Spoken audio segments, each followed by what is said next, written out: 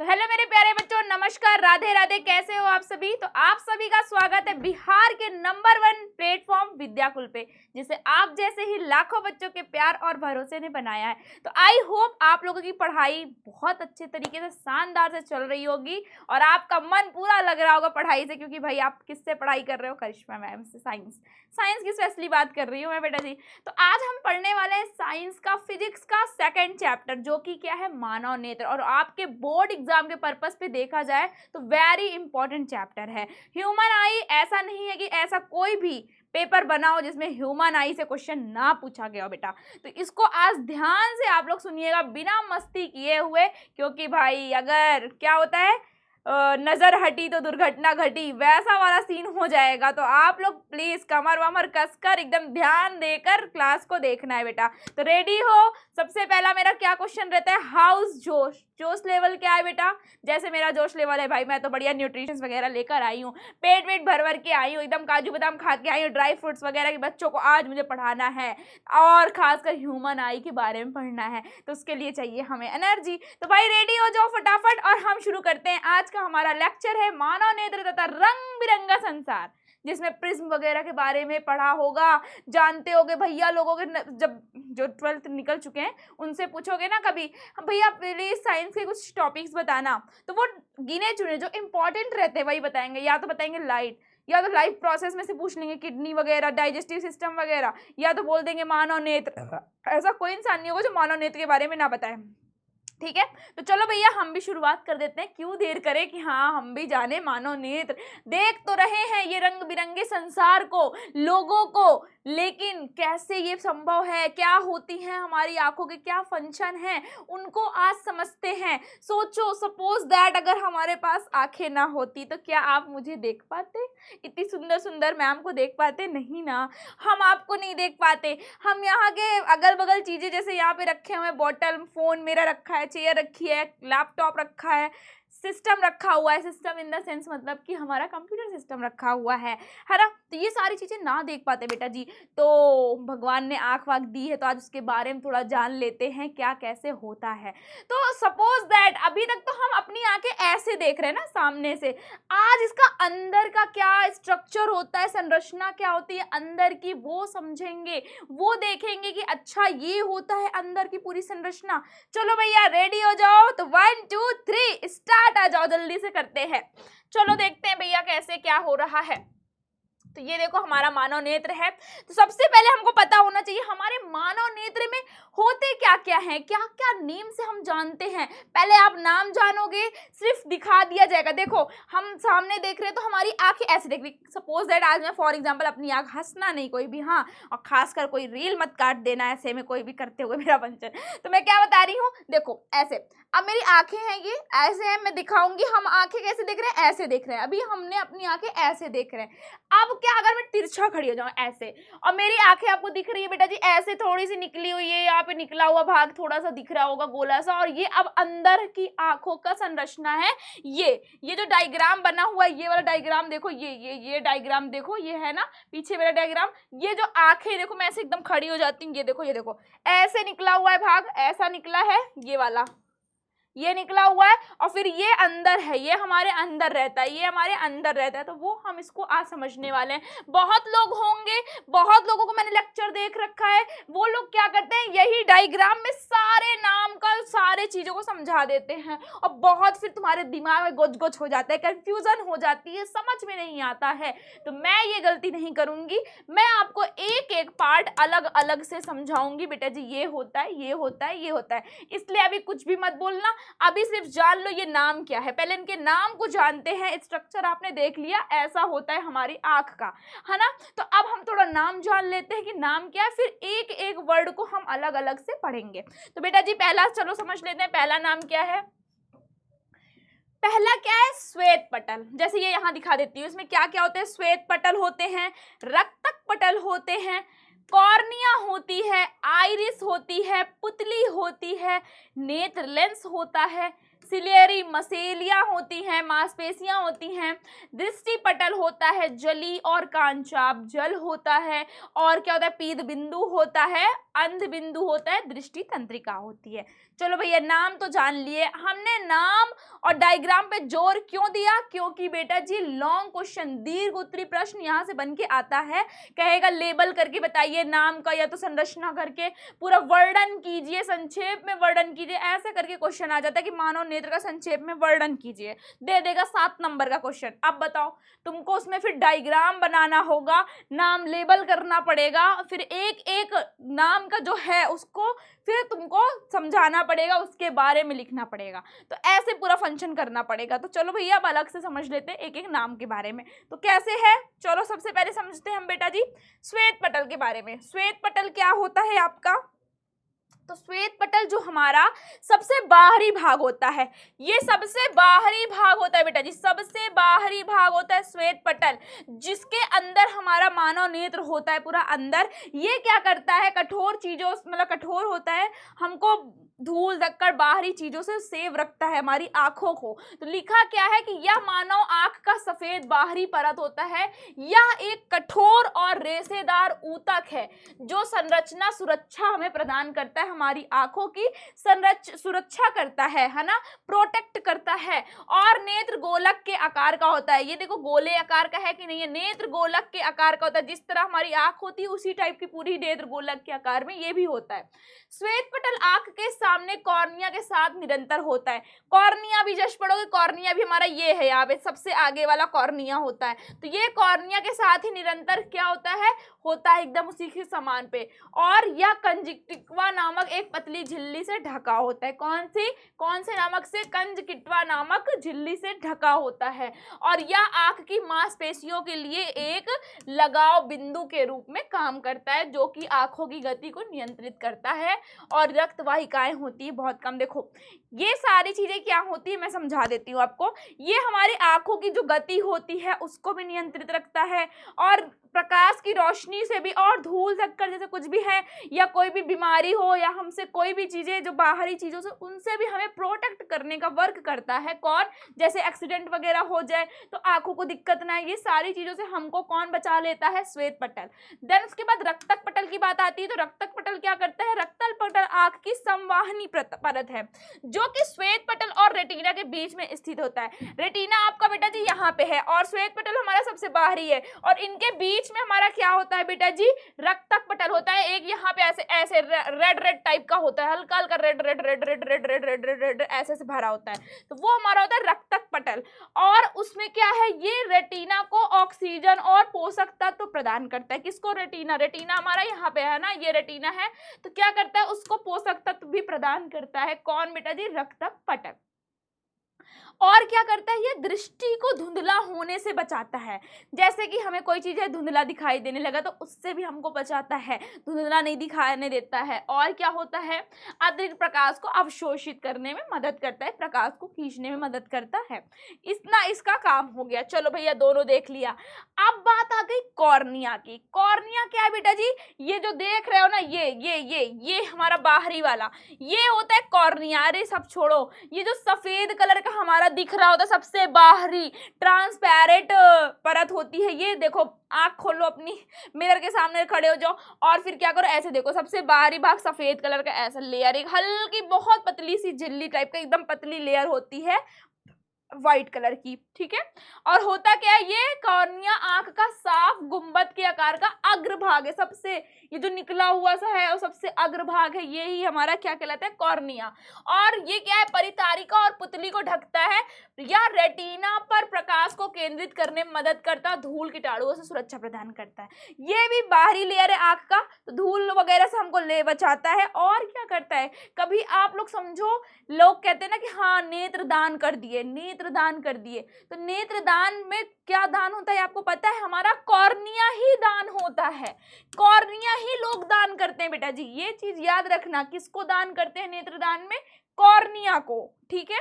फिर बात आई iris. Iris just इसके बाद का पार्ट है, सबसे पहले कॉर्निया, कॉर्निया के बाद आइरिस आता है। ये आइरिस, ये देखो यहाँ बीच का पार्ट है, ये आइरिस।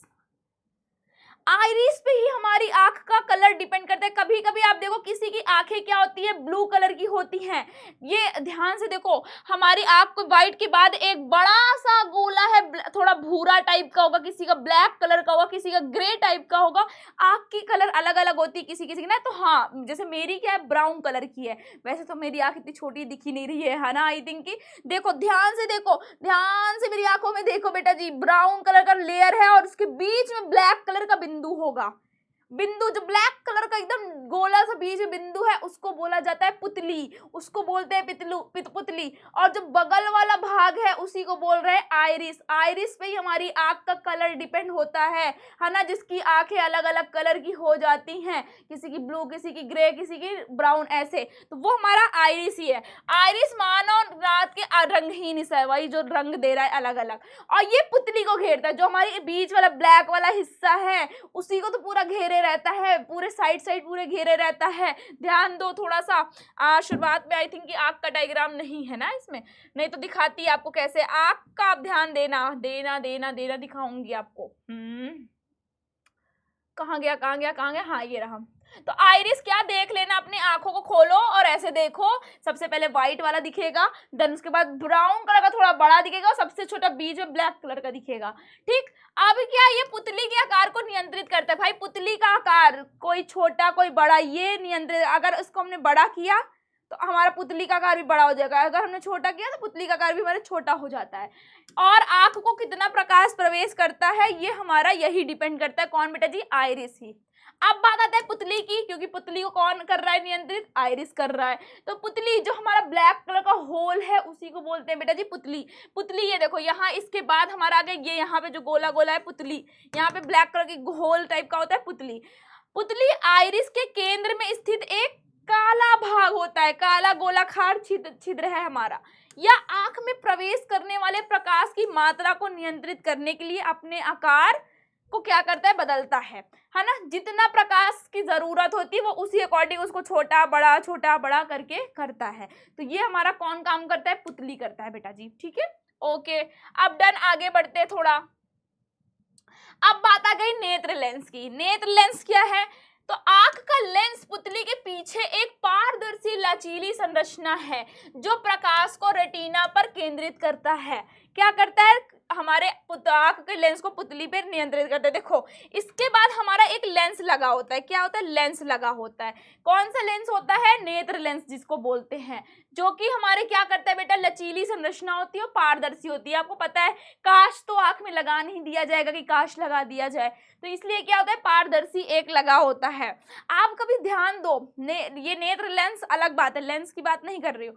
आजकल वो आर्टिफिशियल लोग लगाने लगे ना नेत्र लेंस वगैरह बाहर से, ऐसे जो आइरिस का कलर बदलते हैं बेटा जी। नेत्र लेंस तो बोल रहे हैं लेकिन वो आइरिस का कलर बदलता है। जैसे आजकल शादी ब्याह में चले जाओ या दुल्हन वगैरह क्या होती है आजकल, नेल्स नकली लगा रही होती है। फॉर एग्जांपल यार, मैं खुद यूज कर चुकी हूँ, बट मैंने वीडियोस कुछ देखे, बहुत ज़्यादा नुकसान होता है बेटा जी, बहुत। मैंने काफ़ी लोगों का देखा, हीरो हीरोइंस वगैरह आंखें खराब हो जाती हैं। तो ये 1 घंटा 2 घंटे के फंक्शन में लोग लगा तो लेते हैं नेत्र लेंस को, देखा होगा आप लोगों ने, उसकी ब्लैक रियल में होती है लेकिन 1-2 घंटे के लिए ब्लू लगा लेता है, उसकी ये आइरिस पे लगा लेता है, बाहर ऐसे करके ऐसे और नेत्र लेंस लगा लिया। तो आइरिस पे वो लगा लेता है और उससे उसकी भूरी, रेड, जिस भी कलर की तुम कलर करना चाहो अपनी आंखें बदल सकते हो। लेकिन भाई जो चुभता है ना वो बहुत नुकसान करता है आपकी आंखों को।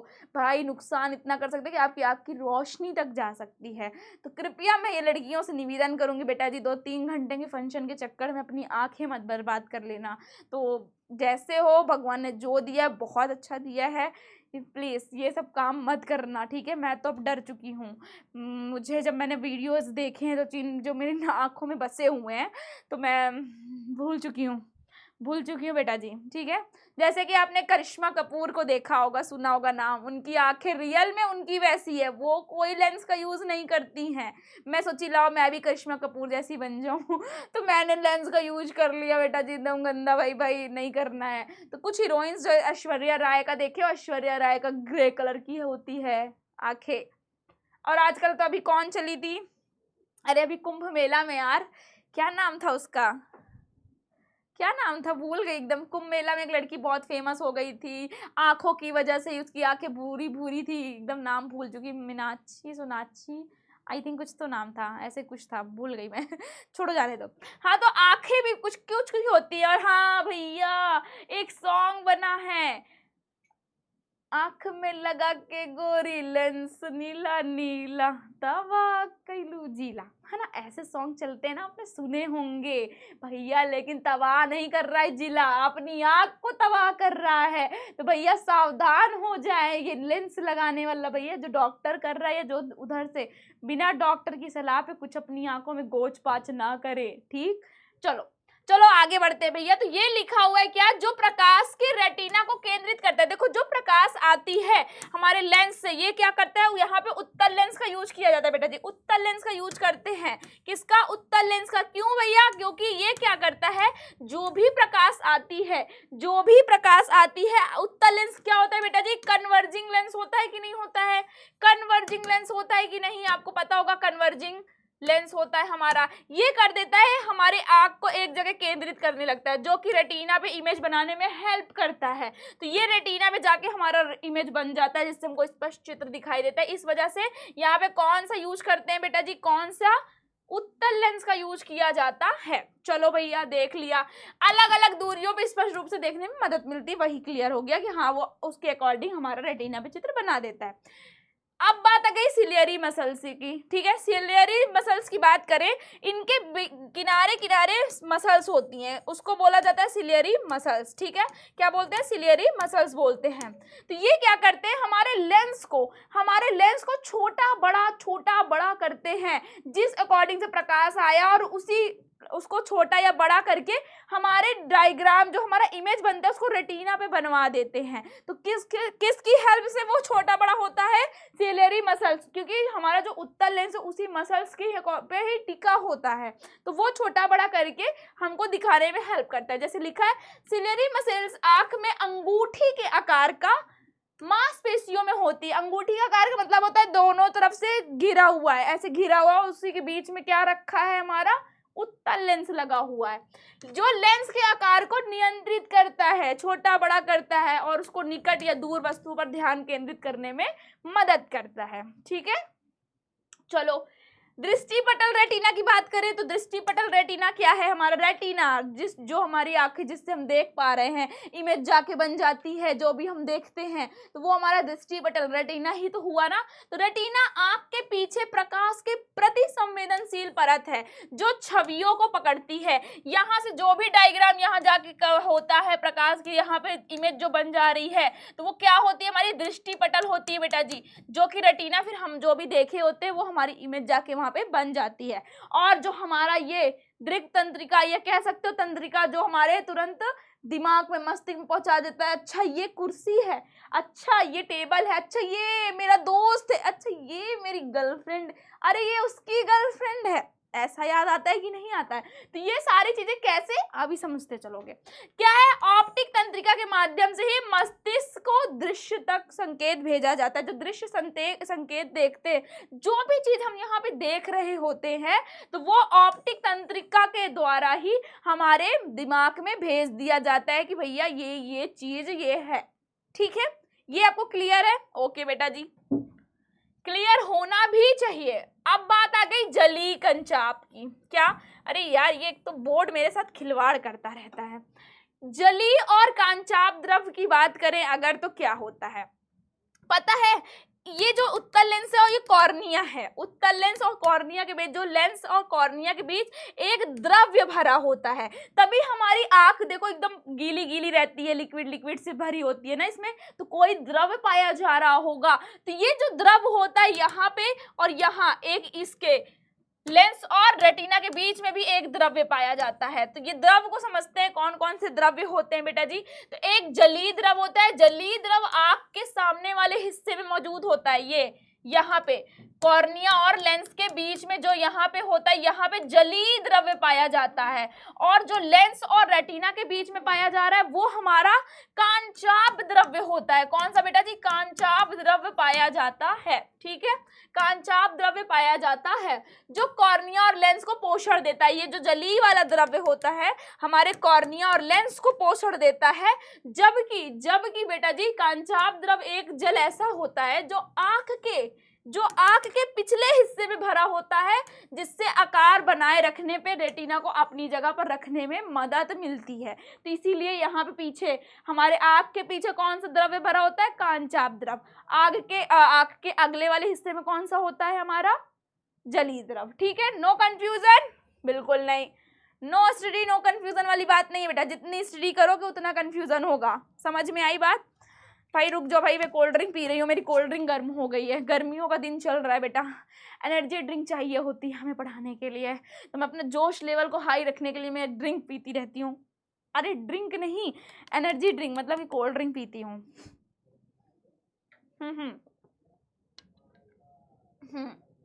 भाई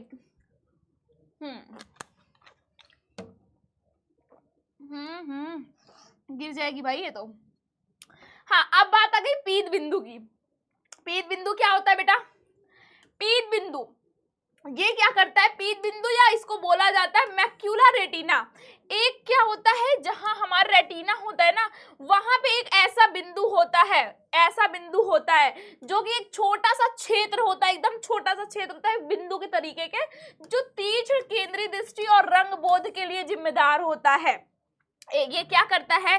जो केंद्रीय दृष्टि, जो केंद्र पे दृष्टि बनती है, या तो क्या कह सकते हो, हमारे रंग बोध पे हमको रंग वंग की दिक्कत आती है, तो वो ऐसे उस पे क्या होता है? जिम्मेदार होता है। कौन? हमारा पीत बिंदु। अब बात आई अंध बिंदु। तो एक ऐसा भी बिंदु होता है जहां पर हमारा रेटिना पे चित्र नहीं बनता है, वो हमारा पीत अंध बिंदु कहलाता है। जैसे एक समझ लो, अंध बिंदु पर रेटिना वह बिंदु जहां दृष्टि तंत्रिका आंख से बाहर निकलती है।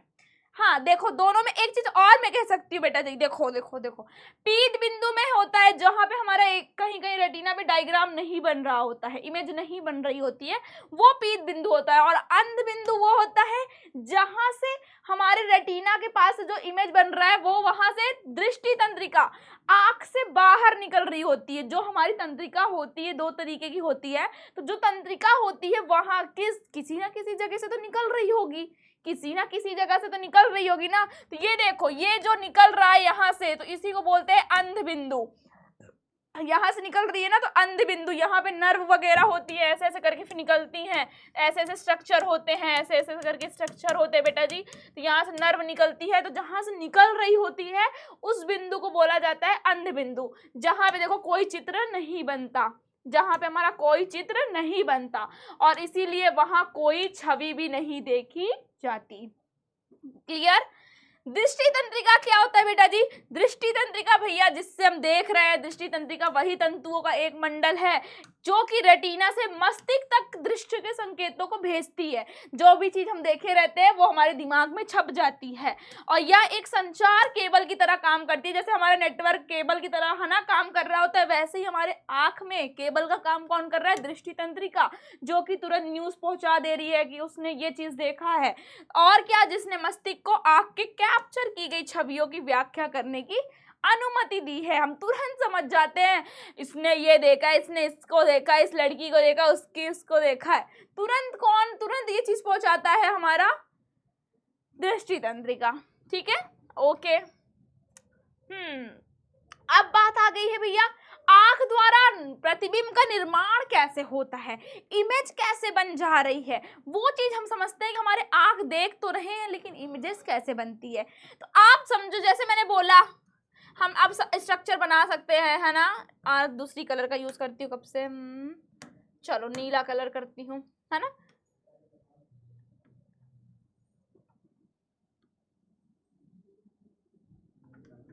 ठीक है, ये हमारा है मानव नेत्र। जैसे अब यहाँ बोले हमने क्या, लेंस है, यहाँ पे क्या कर दिया, लेंस का यूज कर दिया। अब यहाँ पे सिलेरी वेसल्स वगैरह भरी हुई है, इतना तो आप समझ सकते हो। यहाँ इसको रोका गया है, एक लेयर और बना दिया गया है। ठीक, ये अब यहाँ से कोई भी प्रकाश की किरण आ रही है, कोई आ रही है, कोई आ रही है, कोई आ रही है। आपको पता है हमारा उत्तल लेंस क्या करता है बेटा जी? उत्तल लेंस क्या करता है? अभिसारी लेंस किसको बोलते हैं? ये क्या कर देता है, हमारे जो भी लाइट आती है तुरंत ये क्या कर देगा, कन्वर्ज कर देगा। एक जगह कन्वर्ज करने का काम कौन करता है? उत्तल लेंस करता है। अब क्या हुआ, ये आई, यहाँ से कन्वर्ज हुआ, जहां हमारी इमेज ये देखो यहाँ पे बन गई है ना। तो ये लिखा हुआ यही कि किसी वस्तु से निकलने वाली प्रकाश की किरण, किसी भी वस्तु से प्रकाश की किरण जब निकलती है सबसे पहले आंख के कहां पे जाती है? कॉर्निया पे। सबसे पहले किस पे पड़ती है? बाहरी परत कौन सा होता है? कॉर्निया पे। देन उसके बाद किस पे जाएगा? आइरिस पे, है ना, आइरिस पे जाएगा। उसके बाद पुतली से होते हुए जाएगा जितने भी प्रकाश की जरूरत होगी। पुतली के बाद किस पे जाएगा बेटा जी? लेंस पे जाएगा। लेंस पे जाएगा कि नहीं? और उसके बाद देखो ये जलीय द्रव भी अगर मैं बात करूं, हाँ अगर देखो देखो देखो देखो देखो देखो देखो सबसे पहले हमारा किस पे जाएगा बेटा जी? कॉर्निया पे जाएगा। देन उसके बाद आइरिस पे जाएगा। आइरिस के बाद किस पे जाएगा बेटा जी? हमारे पुतली पे जाएगा। और देन उसके बाद लेंस पे जाएगा। ये आपको पता है। अब आपको पता है लेंस और कॉर्निया के बीच क्या भरा हुआ था? जलीय द्रव भी भरा था ना, तो जलीय द्रव से भी तो होता हुआ जाएगा। अब लेंस के बाद किससे जाएगा? कांचाप द्रव से। कांचाप द्रव से जाएगा और फिर जाके रेटिना पे इमेज बना देता है। जाकर किस पे? रेटिना पे इमेज बना देता है। तो क्या लिखा हुआ है? यही कि कॉर्निया पर सबसे पहले पड़ती है और अपवर्तित होने के पश्चात क्या करती है? जलीय द्रव से होते हुए जाती है, फिर नेत्र लेंस से होके जाएगी, उसके बाद कांचाप द्रव से जाएगी और उससे होते हुए हमारे रेटिना पे जाकर इमेज हमारी, छवि हमारी बना देती है। फिर बात आई जहां पे वस्तु का वास्तविक रियल इमेज बनता है, उल्टा प्रतिबिंब बन जाता है। पल्ले पड़ी बात की नहीं पड़ी? समझ में आया कि नहीं आया भैया?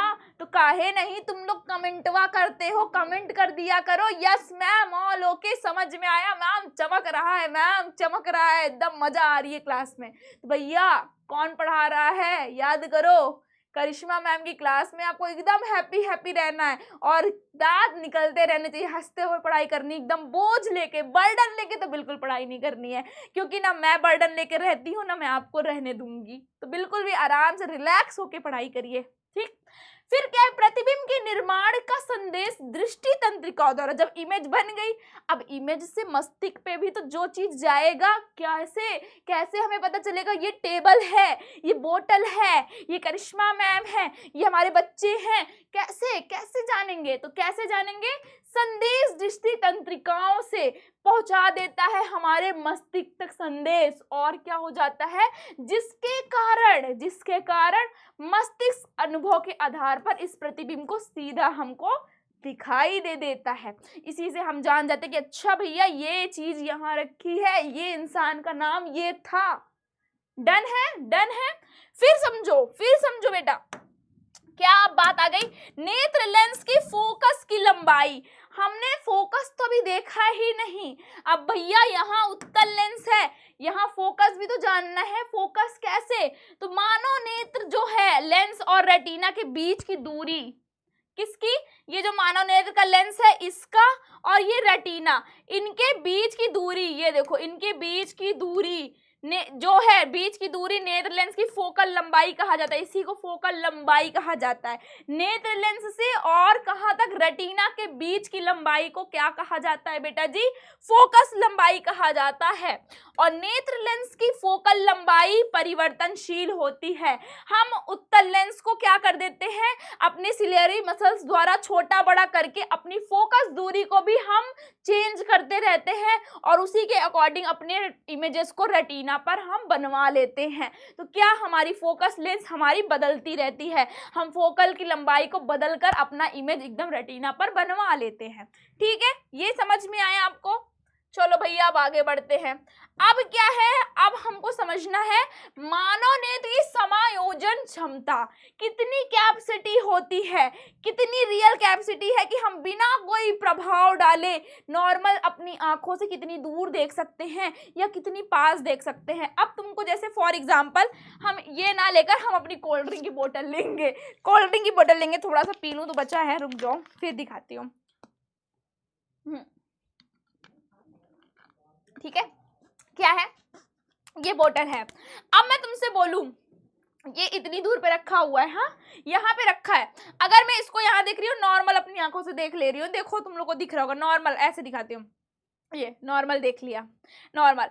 अगर मैं इसको और पास रखूं, अभी भी नॉर्मल है, हम अपनी आंख पे कोई जोर नहीं दे रहे हैं, हमारी आंख जैसे हम नॉर्मल देख रहे हैं, ऐसे ऐसे ऐसे पास लेते जा रही हूं। अब मेरी आंख क्या हो रही है, धीरे धीरे बड़ी होती जा रही है, हाँ बड़ी हो गई बेटा, और सब मुझे ब्लर दिखाई दे रहा है। अगर और छोटी सामान लेती तो मुझे और, जैसे अब ये नॉर्मल चीज लूं, हाँ अब ये ऐसे नॉर्मल देख रही हो, अब ये जैसे जैसे मेरे पास आ रही है ना भाई, बहुत आंख दर्द हो रही है, बड़ी सी दिखाई देने लगी है, मतलब मुझे अजीब सा दिख रहा है, यहाँ पे जोर पड़ रहा है, अजीब सा हो रहा है यहाँ पे, क्यों, क्योंकि अब मेरी मसल्स या आगे पीछे किया गया इसके अकॉर्डिंग, अब हमने इसमें जोर दे दिया ना, मतलब एक प्रभाव पड़ गया। और ऐसी बहुत दूर चीज रखी रहती तो हम अपनी आंख पे जोर देते हैं, क्या रखा है वहां पे भैया, क्या देख रहे हैं, ऐसे कस के अपनी आंखों पे जोर दे के देखते हैं ना, दूर की चीज कह रहे दिखात नहीं है, कहा है रखा है वहां पे, ऐसे देखते कि नहीं देखते, तो वहां पे हमने अपनी आंखों पे कुछ ना कुछ प्रभाव डाल दिया, बाहरी कुछ ना कुछ एनर्जी डाल दी। तो यहाँ जो ये हमारा मानवनीति समायोजन क्षमता है ना, इसका मतलब क्या होता है, जैसे आंख का दूर बिंदु, तो हम मतलब आंख का दूर बिंदु देखें जहां पे बिना कोई अपनी आंखों पे जोर बिना दिए हुए देख सकते हैं, उसे बोलते हैं आंख का दूर बिंदु। भले तुम यहाँ देख पा रहे हो, यहाँ देख पा रहे हो, जैसे मैं नॉर्मल कैमरे तक देख पा रही हूँ, है ना, अभी क्योंकि कैमरे के पीछे कुछ है नहीं, तो मेरी अभी इस समय अगर मैं बोलूँ तो मेरा दूर बिंदु लास्ट कैमरा है, ठीक।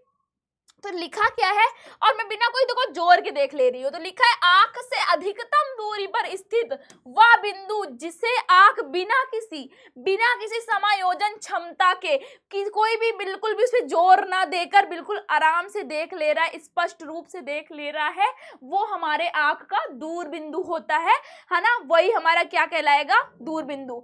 और अगर बात करूं मैं आंख के निकट बिंदु को, तो जितनी पास में, मतलब हम बिना जोर दिए आंख के सबसे पास वाली दूरी को देख ले रहे हैं, जैसे कि हम ये वाला नहीं कह सकते क्योंकि इसमें हम थोड़ा सा जोर दे रहे हैं, हमको ये इसमें एकदम ब्लर सा अजीब सा, मुझे तो देखने का मन नहीं कर रहा है, एकदम मेरी आंख अजीब सी हो रही है, तो इसको पास में जब से सब इतना पास ना, तो नहीं देख सकते, हम इसमें कोई ना कोई जोर लगा देते हैं, तो वह निकटतम बिंदु जिसे आंख अपनी अधिकतम समायोजन शक्ति लगाकर स्पष्ट रूप से देख सकती है, आंख का क्या कहलाता है, निकट वाला बिंदु कहलाता है। अब क्या बताए, इसीलिए हमारा सबसे निकटतम बिंदु क्या होता है, हम कितनी दूरी सेंटीमीटर तक सबसे पास तक वस्तु देख सकते हैं, 25 सेंटीमीटर तक, 25 सेंटीमीटर तक की दूरी को हम देख सकते हैं। अब समझ लो इतनी दूरी हमारी ये 50 सेंटीमीटर होगी, क्योंकि स्केल से आपको पता होगा हमारी नॉर्मल जो स्केल आती है वो 50 सेंटीमीटर होती है, 15, जैसे एक स्केल यहाँ रखी हुई है, आई थिंक कितनी दूरी का है, ये है 15, ये इंच दिया हुआ है, सेंटीमीटर का इसका यार मान लो 15 सेंटीमीटर तो नहीं होगा ये, हाँ 25 है, 25 होगा, तो मतलब देखो हम इतनी दूरी से यहाँ से देखें, अगर यहाँ से देखो इतनी दूरी से हम नॉर्मल अपनी आंखों को देख सकते हैं, इतनी दूरी से हम अपनी आंखों के नॉर्मल चीज़ों को देख सकते हैं, लेकिन अगर इसको यहाँ ला ले तो नहीं देख पाएंगे सही से। तो ये हमारा क्या कहलाया बेटा जी, स्पष्ट दूरी न्यूनतम दूरी कहलाई जाती है, जो हमारे एक स्वस्थ मनुष्य की सबसे निकटतम बिंदु वाली जो दूरी होती है 25 सेंटीमीटर मानी जाती है। और दूर वाला क्या है, इस बिंदु से आंख तक की दूरी स्पष्ट दूरी से अधिकतम दूरी कहते हैं। और किसी भी स्वस्थ मनुष्य की आंख कितनी दूरी तक देख सकती है, दूर तक, अनंत तक, जितना देख सकती है अनंत तक देख सकती है बेटा, अनंत तक देख सकती है। तो ये आपका क्लियर है। चलो अब बात आई है भैया दृष्टि दोष की। दृष्टि दोष क्या होता है बेटा, दृष्टि दोष का मतलब होता है जैसे किसी लोगों को देखने में दिक्कतें होती हैं, किसी लोगों को पास की चीजें दिखाई दे रही होती हैं, कुछ लोगों को दूर की चीजें दिखाई देती हैं, पास की नहीं देख पाती हैं। तो कुछ देखने का, दृष्टि का मतलब देखना, दोष का मतलब कमियां, उसमें कुछ कमियां आ जाए, जब देखने में आपकी कमियां आ जाए उसी को बोला जाता है दृष्टि दोष। अब भले चाहे वो पास का देखने में कमियां हो, दूर के देखने में कमियां हो, जैसे दादी बाबा लोग को देखो दिक्कत हो जाती है, बूढ़ापा में चश्मा लग जाता है, आजकल तो भैया पैदा होते बचपन से दिक्कतें आने लग रही हैं आंखों में। तो ये कोई बड़ी बात, मतलब बड़ी बात तो नहीं, लेकिन इसके लिए अब बहुत हम इसको सही भी कैसे करते, चश्मा उस्मा लगवा के हम सही से देखने लगते हैं। तो कैसे है, दृष्टि दोष के बारे में समझे तो वह स्थिति होती है जिसमें आंखें वस्तुओं को सही रूप से स्पष्ट या दूरी पर नहीं दिखाई देती, हम नहीं देख पाते स्पष्ट रूप से। अगर वो वस्तु वहां रखा है, अभी मुझे ना दिखाई दे तो मुझे भी चश्मा लगवाना पड़ जाए, वैसे भी लिटरली बता रही हूँ कि मुझे चश्मा लगवाना पड़ जाएगा, क्योंकि यहाँ इतनी लाइट्स रहती हैं, लाइट्स, और हमें वर्क करना पड़ता है, लैपटॉप, कंप्यूटर। सर दर्द होना शुरू हो चुका है मेरा फिलहाल। धीरे धीरे कुछ दिन में देखना मैं चश्मे में आप लोग को दिखाई दूंगी, करिश्मा मैम चश्मे में आ रही है, मैम करिश्मा मैम चश्मे में पड़ रही हैं। तो मुझे भी लग रहा है कि क्योंकि मैं ज़्यादा वर्क करती रही, इसीलिए बोलते हैं ना कि फ़ोन वोन वगैरह या लिखो वुखो ना, तो एक दूरी पे रहकर आप लिखो, है ना। आपको बचपन से बोला जा रहा होगा, आपके घर में मम्मी पापा मेरे डांटते थे, मैं अगर पास से लेकर पढ़ूँ, कभी भी 25 की सेंटीमीटर डिस्टेंस पे तो रख के ही पढ़ना चाहिए, वरना आपके आंखों से आंसू ऑटोमेटिक गिरने लगते हैं। आप कभी देखना, अगर पास लेके पढ़ो पहले तो सर दुखे तुरंत, ये दुखेगा, ये दुखेगा, ये सब दर्द होता है बहुत ज़्यादा। तो इसीलिए कहते हैं 25 सेंटीमीटर दूरी पे रखो, ये नहीं सारा दिन फ़ोन लैपटॉप, क्योंकि जितने आप लाइट्स में रहोगे उतनी ज़्यादा आपकी आंखें दिक्कतें होती हैं। तो इस वजह से कहते हैं कि ये सब चीज़ों से दूर रहो, फ़ोन वगैरह से। यह समानता आंख की संरचना में किसी विकृति या दोष के कारण ही हो जाता है, कोई ना कोई कारण, या आंख की संरचना, स्ट्रक्चर, या हमारी फोकस दूरी, या हमारा सही पर रेटिना इमेज नहीं बनती, तो हमें स्पष्ट रूप से इमेज, हमारी वस्तु हमको नहीं दिखाई देती। तो दृष्टि दोष के प्रकार क्या होते हैं बेटा जी? एक होता है निकट दृष्टि दोष, एक होता है दूर दृष्टि दोष, और एक होता है जरा दृष्टि दोष। समझते हैं इसको डिटेल में क्या है। निकट में क्या होता है बेटा जी? निकट की चीजें दिखाई देती हैं लेकिन दूर की चीजें नहीं दिखाई देती। दूर दृष्टि में क्या होता है? दूर की चीज इंसान देख लेता है, उसको पास की नहीं दिखाई देती। और जरा में उसको थोड़ा सा दूर थोड़ा पास, कभी कभी उसको दूर का दिखाई देगा, कभी पास का दिखाई देगा। तो आप समझते हैं इसको डिटेल में क्या होता है। तो आप समझो निकट दृष्टि दोष में क्या होता है। निकट दृष्टि दोष में समझो, निकट दृष्टि दोष में हमारा हो जाता है क्या बेटा जी? निकट दृष्टि दोष से पीड़ित व्यक्ति निकट की वस्तुओं को तो देख लेता है। देखो जो नाम लिखा रहे, इसको याद करने का ट्रिक है, याद नहीं करो। निकट दृष्टि दोष मतलब निकट की चीज हम सही से देख लेंगे, जो लिखा है उसका मतलब हम वो चीज सही से देख लेंगे, उसके अलावा दूर वाला नहीं देख पाएंगे। निकट था, निकट में निकट वाला व्यक्ति निकट की चीजों को स्पष्ट रूप से देख लेता है, लेकिन दूर की चीजों को वो नहीं देख पाता, दूर की चीजों को स्पष्ट रूप से नहीं देख पाता। ठीक, तो हमारा निकट दृष्टि दोष कहलाता है। यह दोषपूर्ण आंख को दूर करने का अनंत पर नहीं रहता बल्कि करीब आ जाता है। इसमें क्या हो जाता है? हमारा जो दूर वाला अनंत बिंदु, हमने अभी बताया था ना कि दूर हम कितनी दूर तक स्पष्ट रूप से देख पाते हैं? अनंत तक देख पाते हैं। लेकिन इसमें क्या हो जाता है? हम दूर तक अनंत नहीं देख पाते, हमारा दूर बिंदु अनंत फिर नहीं रह जाता, बदल जाता है और पास में आ जाता है हमारे। अब इसका कारण क्या हो गया? किस कारण हो रहा है ये बेटा? इसमें क्या होता है, जो हमारे नेत्र लेंस की वक्रता वृद्धि होती है, ये जैसे नेत्र लेंस है ना, तो इसकी वक्रता वृद्धि, ये मोटा पतला कर सकते हैं ना हम सिलियरी मसल्स द्वारा, तो वक्रता वृद्धि क्या हो जाती है इसमें? इसकी फोकस लंबाई कम हो जाती है। ये जब वक्रता वृद्धि हो जाती है तो फोकस लंबाई क्या हो जाएगी? कम ही तो हो जाएगी। क्या हो जाएगा? ये देखो, अगर इसको हम मोटा कर दें, यहाँ डिस्टेंस को इसको मोटा कर देंगे तो हमारी फोकस लंबाई में कमी आ जाती है, और जिसके कारण क्या हो जाता है बेटा जी? जिसके कारण हमारा रेटिना पे इमेज फिर सही से नहीं बन पाता, उसके पहले ही बन जाता है। तो क्या होगा? क्या होगा बेटा जी? कि नेत्र लेंस के व्यास में वृद्धि आ जाना, और जिससे कि क्या हो जाता है? उसकी फोकस लंबाई कम हो जाती है। तो इसको ठीक करने में भी अभी हम देखते हैं कैसा होता है। तो इस दोष के कारण अनंत पर स्थित वस्तु की प्रतिबिंब, इसमें क्या हो जाता है बेटा जी? जो अनंत पे उसकी इमेज बनने लगती ना, तो उसका क्या होगा? अनंत पे बनना चाहिए, लेकिन वो क्या होता है? रेटिना पर केंद्रित ना होकर पहले ही इमेज बना देता है। यहाँ पे पहले ही, थोड़ा पहले ही केंद्रित हो जाएगा, उसका इमेज क्या हो जाता है भैया? अनंत से ना बनकर, इसलिए हमको अनंत पर ना बल्कि पहले ही निकट वाली वस्तुएं हमको इसी वजह से दिखाई देती है, इसलिए स्पष्ट रूप से वो नहीं देख पाता है दूर वाला चीज, क्योंकि वो पहले ही इमेज बन जा रही होती है। तो ये हमारा क्या होता है? निकट दृष्टि दोष होता है। अब इसको सही करने का भी कुछ ना कुछ उपाय होगा, कुछ ना कुछ तो करते हैं। तो इसमें क्या कर देते हैं बेटा जी? इसको करने के लिए निकट से समझना भी मैं आपको बताती हूँ, निकट और दूर में कंफ्यूजन कैसे, आराम से बता लोगे। अच्छा ये मैम ट्रिक है, वाह मैम, मजा आ जाएगी।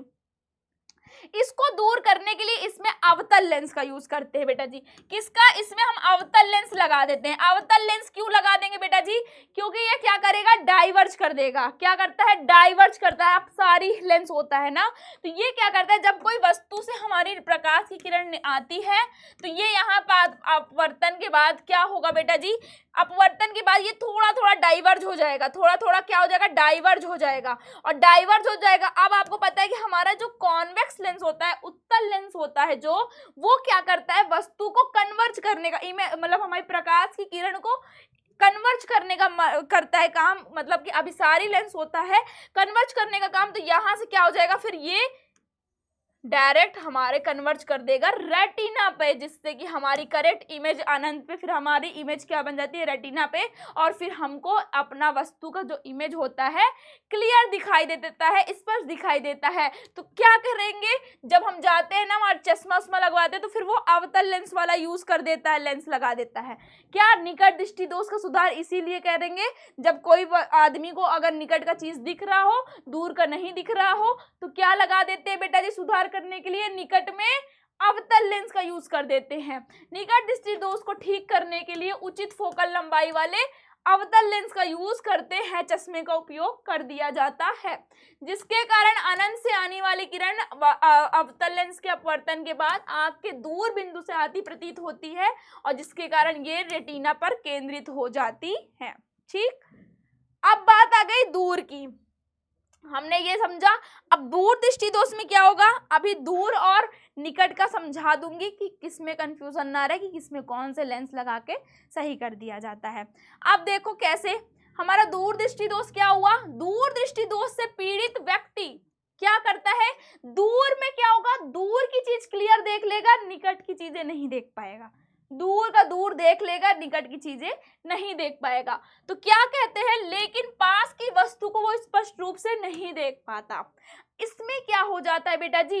इस दोषपूर्ण आंख के निकट 25 सेंटीमीटर, हमारा पास वाला जो चित्र था ना, देख सकते थे हम उसके डिस्टेंस पे, वो क्या होता है? अधिक दूर हो जाता है हमारा, और जिसके कारण व्यक्ति 25 सेंटीमीटर या उससे अधिक निकट की स्थित वस्तुओं को स्पष्ट रूप से देखने में असमर्थ रहता है, वो नहीं देख पाता। अब समझो दूर दृष्टि दोष का कारण क्या होगा? इसमें क्या होता है बेटा जी? आंख का लेंस वक्रता की कमी आ जाती है, जो वक्रता होती है वो ऐसे रहती है, उसमें कमी आ जाती है और फोकस लंबाई बढ़ जाती है। ठीक है, और इसमें आंख की मांसपेशियां कमजोर होने के कारण बेटा जी नेत्र गोलक जो हमारा होता है, ये नेत्र गोलक क्या हो जाता है? व्यास में कमी आने लगती है, और जिसके कारण हमारा पास की वस्तुएं रेटिना पर केंद्रित ना होकर बाद बनती है, दूर जाकर बनती हैं। क्या हो जाती है? इसमें कमी आने के कारण बहुत दूर बन जाती हैं। क्या? दूर बन जाती हैं, और इससे हमको हमारा वस्तु हमको स्पष्ट रूप से नहीं दिखाई देता। अब भैया इसका भी तो सुधार करने का कोई ना कोई कारण होगा। तो इसमें क्या कर देते हैं? जब अनंत से कोई वस्तु आ रही है तो इसमें क्या करते हैं? पहले ही एक उत्तल लेंस का यूज कर लेते हैं। क्या कर लेते हैं? क्योंकि भाई दूर जाके कन्वर्ज हो रही थी, तो क्यों ना हम उसको थोड़ा पहले कन्वर्ज करने के लिए क्या कर दे? एक और उत्तल लेंस का यूज कर दें। अगर पहले ही हम उत्तल लेंस का यूज कर दें तो क्या करेगा? पहले जो जा रही है ये एक बार यहाँ से कन्वर्ज करना स्टार्ट कर देगा, तो कन्वर्ज जब यहाँ एक बार हो गई तो फिर ये देखो डायरेक्ट जाके यहाँ पे हमारी कन्वर्ज होने लगती है। तो अगर डॉक्टर कौन से लेंस का चश्मा लगा देता है जब आपको निकट की चीजें नहीं दिखाई देती? कौन सा? उत्तल लेंस का लगा देता है। ठीक है, अब समझो उत्तल और दूर और निकट में समझो। देखो दूर याद करो बेटा, दूर और एक निकट।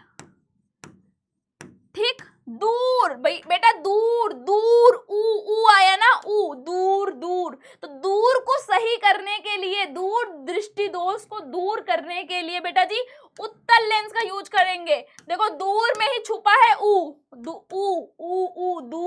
दूर में मतलब उत्तल, और दूर में समझ गए उत्तल, जिसमें कोई भी मात्रा नहीं लगी है वो हमारा अवतल। निकट में हम क्या लगा देते हैं बेटा जी? अवतल लेंस का यूज करते हैं। दूर मतलब उत्तल का, दूर में उत्तल लेंस का यूज करके सही कर देते हैं।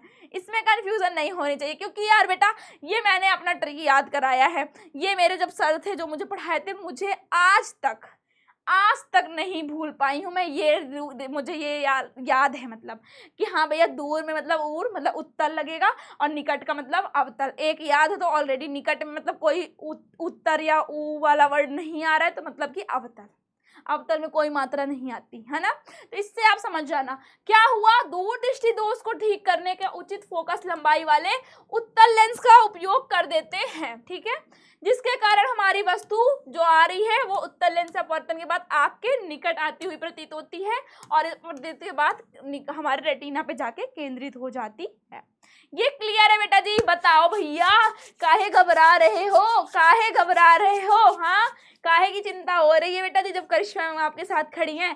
क्या आपको ये ट्रिक में नहीं मजा आई? बताओ, क्या ये चीज आपको नहीं समझ में आया? कितना इजी ट्रिक था और ये पेपर में आता है आपके कि दूरदृष्टि दोष को दूर करने के लिए किस लेंस का यूज करते हैं। तो भैया कंफ्यूजन क्यों? दूर उत्तल लेंस। चुटकियों में बेटा, चुटकियों में सॉल्व कर दिया इसको आपने। बच्चा दूसरा सोचता रह जाएगा, आप बढ़िया टिक लगाए खत्म, है ना। आपको काहे की घबराहट हो रही है?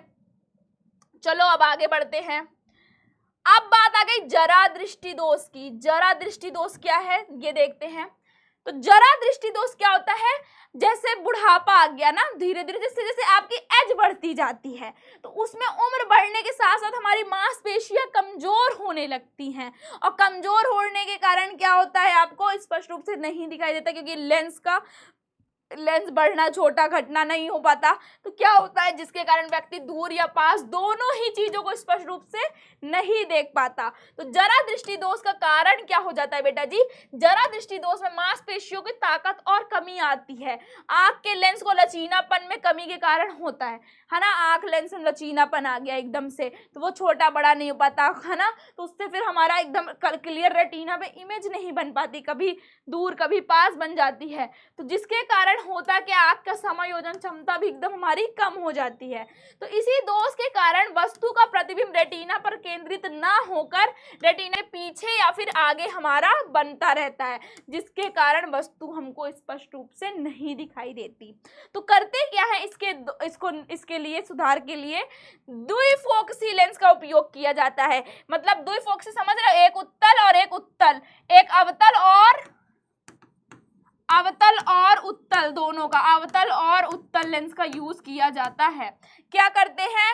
द्विफोकसी का उपयोग जरा दृष्टि दोष के ठीक करने के लिए किया जाता है और द्विफोकसी लेंस में अवतल और उत्तल दोनों लेंस आ जाते हैं। तो इसमें दोनों लेंस का यूज किया जाता है।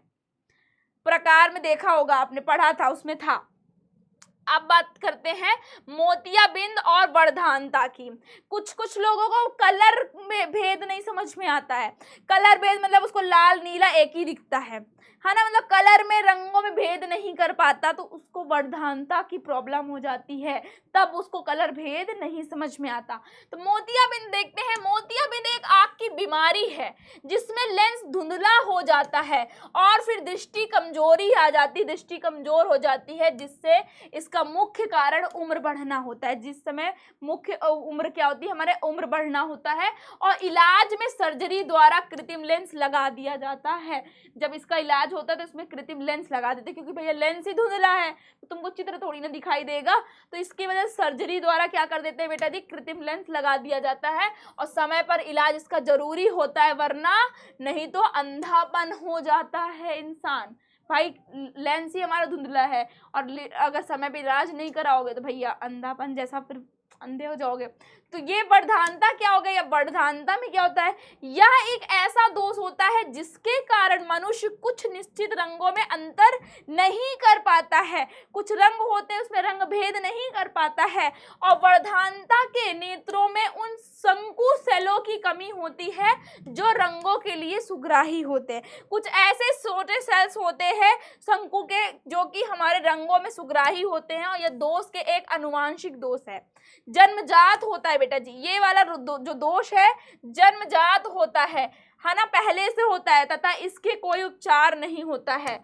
इसका कोई भी उपचार नहीं है बेटा जी। जिन व्यक्तियों में यह दोष होता है सामान्यतः देख तो ठीक सकते हैं, वो देख आराम से सकते हैं, परंतु उन्हें कुछ विभिन्न रंगों में अंतर नहीं कर पाते हैं। तो ये मतलब पहले से ही बीमारियां रहती है, वो ठीक नहीं हो सकती है। कुछ लोगों के यहाँ जेनेटिक प्रॉब्लम आ जाती है। ठीक है, नो कंफ्यूजन, इसमें आप समझ गया। तो यहाँ तक हमारा था मानव नेत्र, ये हमने मानव नेत्र के बारे में पढ़ लिया। अभी हमको पढ़ना है रंग बिरंगा संसार। ये दुनिया कितनी सुंदर है, दुनिया के बारे में थोड़ा समझो। तो मैं पहले थोड़ा सा एक लाइन्स आप लोगों को बोलने वाली हूँ, थोड़ा मोटिवेट करने वाली। बहुत बच्चे मेरे को कमेंट करते रहते हैं कि मैम मोटिवेशन दीजिए, मैम मोटिवेशन दीजिए। तो मुझे लगता है बच्चे काफ़ी देर से पढ़ते पढ़ते थोड़ा आप लेजी आ गए हो, तो मुझे लग रहा है थोड़ा जुनून, आग पैदा कर दूं आपके अंदर से, आग वो निकल जाए। Yes ma'am, I am ready ma'am, please ma'am. थोड़ा सा मन हट रहा है मैम प्लीज़, क्योंकि आपको मैं कब से देख रही हूँ, आप जा रहे, एक बार इंस्टा मैसेज कर रहे हो, कहीं व्हाट्सअप देख रहे हो, कहीं इधर इधर हट रहे हो। तो ये मैंने आपको देख लिया, तो मुझे लग रहा है थोड़ा आग अंदर से पैदा कर दूँ। क्या कहते हो, कर दूँ कर दूँ कर दूँ? चलो भैया ध्यान से गौर करके सुनना बेटा जी, ठीक।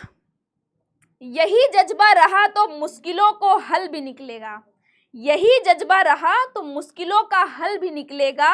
जमी बंजर हुई तो क्या वहीं से जल भी निकलेगा। ना हो मायूस ना घबरा अंधेरों से मेरे साथी, ना हो मायूस ना घबरा अंधेरों से मेरे साथी। इन्हीं रातों के दामन से सुनहरा कल भी निकलेगा बेटा जी। तो प्लीज प्लीज इस जोश को खत्म मत होने दो और मोटिवेट रहा करो। और जैसे जैसे मैम भी एकदम जोश लेवल रखें, अपना भी आप लोग रखो भैया। अभी तो ये जो बढ़ती उम्र है आपका, ये जो हार्मोन है, इसका सही जगह यूज करो। और जहाँ पे आपको ढंग से लगे यस मैम यही जोश है, यही उम्र है, हम कर दिखाएंगे मैम, आप बस बोलिए, आप बस बताते रहा करिए, हम करेंगे। तो ये जोश लेवल बेटा जी बिल्कुल खत्म नहीं करना है आपको, ये कंटिन्यू रखना है। और जैसा करिश्मा मैम बोलती हैं बेटा जी वैसा करते चलो, बस देखना रिजल्ट जिस दिन आया ना तो आप पहले मुझे ही कांटेक्ट करो, मैम आपने बहुत सही बोला था, मैम आपने बहुत सही बोला था। तो चलो आओ, चलो शुरुआत कर देते हैं हम क्या, प्रिज्म की। अब बात आ गई प्रिज्म की भैया। प्रिज्म क्या है, प्रिज्म के बारे में थोड़ा सा जानते हैं, प्रिज्म क्या है, ठीक। हाँ, तो ये हमारा आ गया प्रिज्म के बारे में, ठीक है। चलो प्रिज्म देखते हैं। तो प्रिज्म आपको पता होगा कैसा होता है, कांच का टाइप का देखे होगे हमारे लाइब्रेरी कह रही हो, रे प्रैक्टिकल रूम में जाके देखे होगे, एक्सपेरिमेंट वगैरह जहाँ होता है वहां देखोगे, फिजिक्स वाले लैब में देखे होगे जाके, ऐसे कांच के टुकड़े होता है, कांच का होता है, हो सकता है आप लोग गए होगे, लिए होगे, देखे होगे। तो देखो प्रिज्म क्या होता है बेटा जी, प्रिज्म एक पारदर्शी माध्यम का आकार होता है जो कि एक कोण के झुके हुए समतल सतहों से घिरा होता है। ये बात ऐसे हो रही है, देखो ऐसे होता है चित्र पे, मेरे बेटा जी ध्यान न देना, अरे गड़बड़ कर दिया मैंने,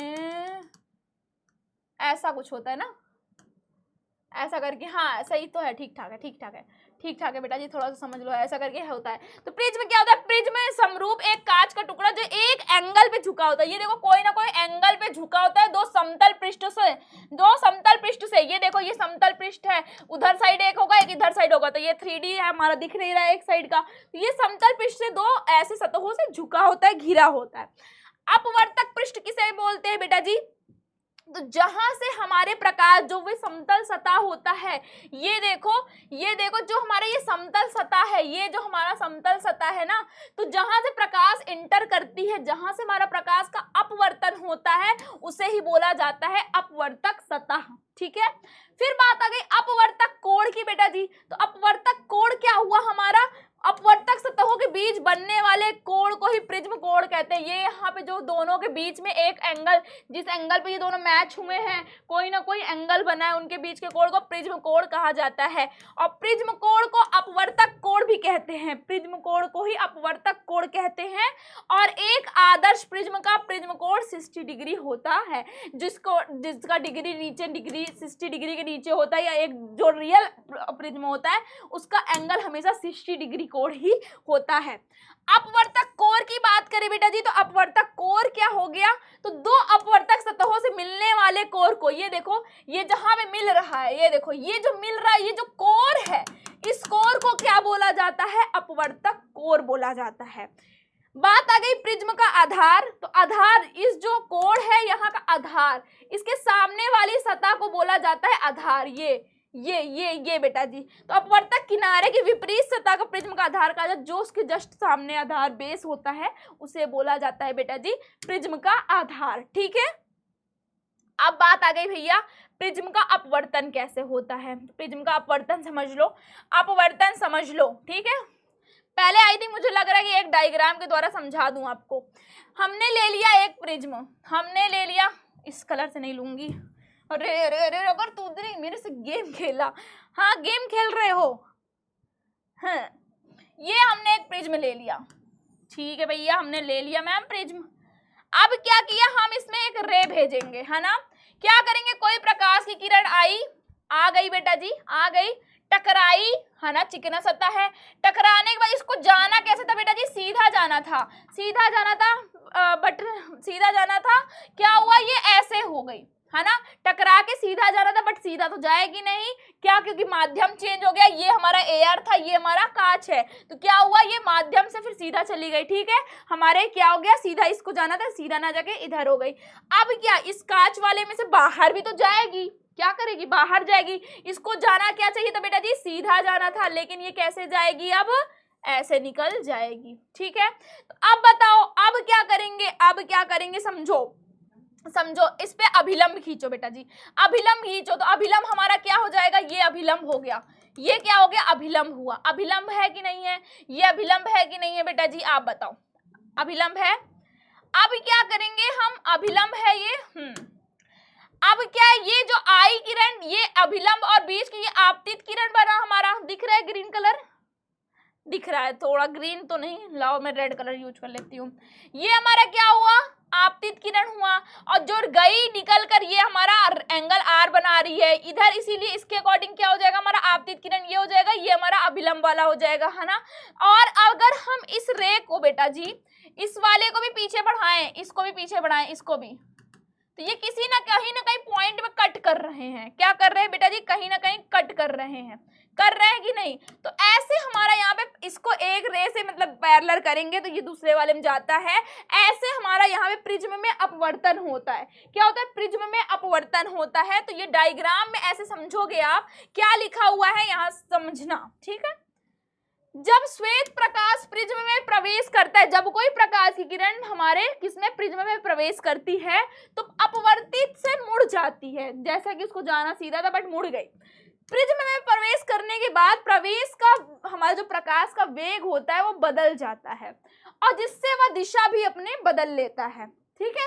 विभिन्न रंगों का वेग अलग अलग होता है भैया, कोई भी प्रकाश की किरण है उसमें कितने रंग होते हैं, कितने रंग होते हैं भी बताऊंगी आगे, विवग्योर जो कि आप कभी इंद्रधनुष में देखा होगा, उनके कारण क्या अलग अलग कोणों पे वो अपवर्तित होते रहते हैं, जिससे प्रकाश का वर्ण विकीकरण हो जाता है, डिस्पर्सन होता है, अलग अलग बट जाता है, अभी बताऊंगी ये क्या है हमारा वर्ण विकीकरण, ठीक। प्रिज्म प्रकाश को अपवर्तित करता है भैया, बिल्कुल सही है, क्योंकि भैया दोनों का माध्यम भी अलग अलग है, तो ये क्या करता है हमारे प्रकाश को, प्रिज्म अपवर्तित करता है। प्रकाश का वेग माध्यम बदलने से भी बदलता है, माध्यम बदलने से जाहिर सी बात है चाल भैया बदल जाती है, सघन में अलग, विरल में अलग, इससे प्रकाश के अलग अलग रंग के अलग अलग कोण भी मुड़ते हैं भैया, अलग अलग रंग का अलग अलग डिपेंड करेगा। परिणाम स्वरूप श्वेत प्रकाश रंगों में विभाजित हो जाता है, जो हमारा व्हाइट कलर का रंग होता है, सफेद कलर का, W लिख देती हूँ व्हाइट भैया, ये कलर में बढ़ जाता है, 7 कलर में बढ़ जाता है, अभी बताऊंगी कैसे। यह घटना न्यूटन द्वारा पहली बार प्रदर्शित की गई थी, किनके द्वारा, न्यूटन जी के द्वारा पहली बार बताया गया था। अब ये देखो, जैसा मैंने यहाँ डायग्राम समझाया, पहले हमारी प्रकाश की किरण आई, ये देखो आई, फिर क्या हुआ बेटा जी, मुड़ गई, मैंने बोला ना इसको जाना कहाँ था, पैरेलल, सीधा जाना चाहिए था, बट सीधा ना जाके वो क्या हो गई, मुड़ गई। अब इसको फिर से सीधा जाना चाहिए था, बट सीधा ना जाके फिर ये हमारा, क्योंकि मीडियम चेंज हो रहा है, ये हमारा कांच है, ये हमारा एयर है, तो कांच से जब अगर वायु से गई तो ये फिर क्या हो गई, मुड़ गई बेटा जी। अब समझो, ये अभिलंब खींच दिया, ये अभिलंब खींच दिया, खींचा, अब क्या हुआ, यहाँ पे एंगल आई, अभिलंब और आपतित किरण के बीच बना कोण आपतन कोण, और हमारा जो निकल के गई परिवर्तित अपवर्तित किरण और अभिलंब के बीच बना कोण क्या हो गया, एंगल आर हो गया, ये आपको पता है। अब और आगे समझो, और आगे समझो हाँ भैया रिचकी आ रही है, हाँ हमारा यहाँ पे जो एंगल, ये जब हमने इनको पीछे बढ़ाया, जिस बिंदु पे काटे, ये हमारा कौन सा हो गया, डी, और यहाँ पे हमारा प्रिज्म कोण हुआ, ये हमारा प्रिज्म कोण जिसको ए से डिनोट करते हैं, किससे, ए से डिनोट करते हैं, ठीक है। तो अब समझो थोड़ा सा और, रुकना, हाँ, ठीक है,